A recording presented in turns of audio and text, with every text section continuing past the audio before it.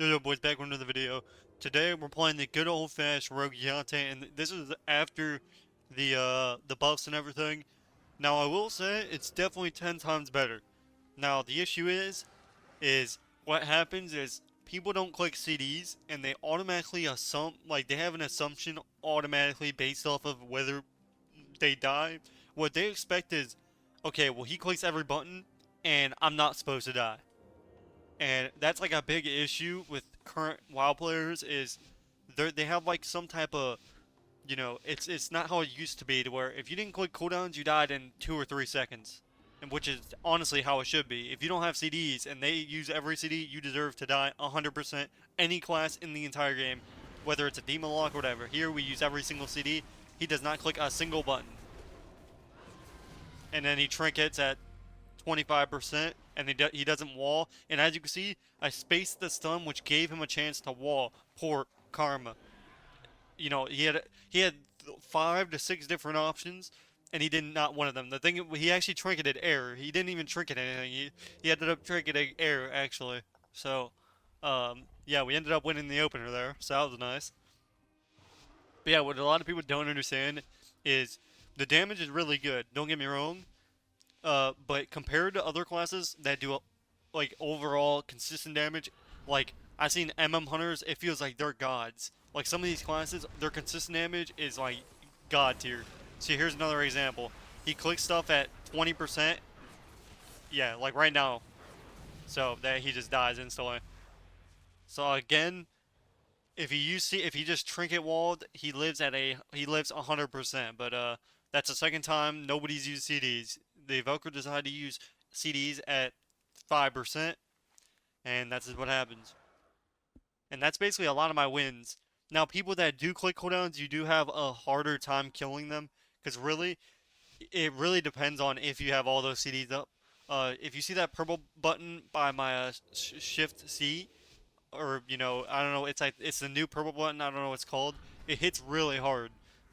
Even with no blades, it's like, and as you can see, I'm running a build that I run or like my sprint makes me insanely fast. Same thing if I go in stealth, it makes me insanely quick.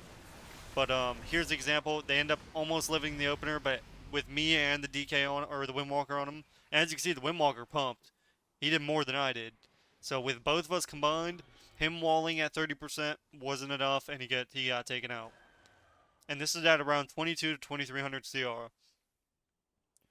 Um, I honestly do enjoy rogue. I've seen Assassination doing well, and I haven't seen any outlaw rogues, but yeah, I mean it's definitely doing really solid. But the problem is, I know it's gonna get nerfed, and the problem with it getting nerfed is they're gonna nerf everything. So it's not just gonna be blades, or it's not gonna be the purple ability, or it's not gonna be eviscerate. It's gonna be everything. He ends up pre-going. I end up going the Windwalker there, like this, perfect. As you can see, he lives 100%. There's no chance I kill him. Unfortunately, the Invoker ends up not using a single CD, and the DK one-shots him. He gets 40-0'd by that Gargoyle button. If you guys seen on my DK, where when you click Gargoyle, he actually 40-0'd him with that through that one ability. So, like I said, it's not just rogues pumping. As you can see, every class is pumping, which is how it should be. If you use CDs and you should do damage, every class should be doing that, which I am perfectly fine with. Now there is classes that are just god tier. I'm talking about Fire Mage burst damage, damage, like those two. Oh my god, I actually haven't even faced one, but I've seen people streaming it and they absolutely farm, like it's unhealable damage. I've never seen like that much damage. It's like that rep one shot where like Fireball and Fire Mage is hitting for like 2 to 250, and then their Power Blasts are hitting for like 175 to 300. So as you can see, I ended up kinning into Iceborne, but this is another example. You use CDs, you live. And honestly, it is satisfying doing some damage on my blades. I'm fine if I don't do that much damage on my blades. As long as I get damage on my burst, I'm perfectly fine with it.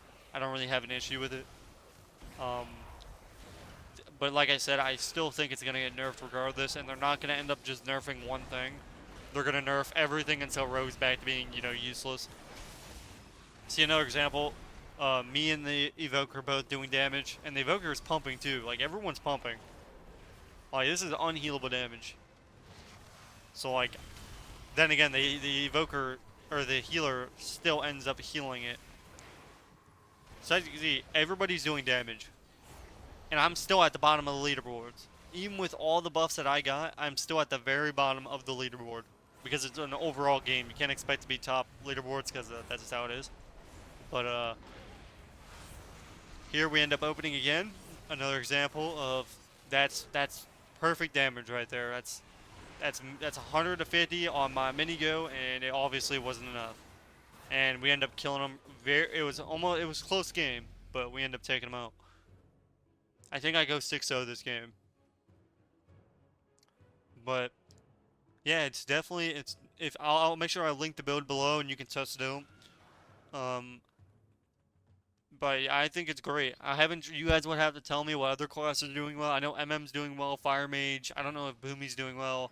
I've seen a few Ferals, or Ferals, whatever you want to call it. I don't know what all got buffed. I didn't even see what got buffed. Like, did any healers get buffed? I know Residur may have got a buff, but I need to know what got buffed and stuff. I played some Destro luck. It still feels kind of. It's just too many melees. I think that's the problem. Um, Melees kind of control the especially solo stuff. Solo shuffle is kind of different because no matter what, as if you're one caster versus three melees, you're gonna automatically have a big disadvantage because not only is it almost impossible to heal a caster during that time, but you have to be very good. And even if you port perfectly, Kate, there's still a high probability that you're gonna lose regardless. This is my first game on today. As you can see, I have two feints, which I don't even know if I'm running the talent that's elusiveness. So I might want to be running that because that's basically two walls that I could be running. As you can see, we swapped to the Mistweaver here and absolutely farm him with me and the Windwalker. He ends up almost living, but not today. Hopefully you guys did enjoy this video. Let me know what you guys want to see next, and I'll see you guys in the next one. Peace, peace.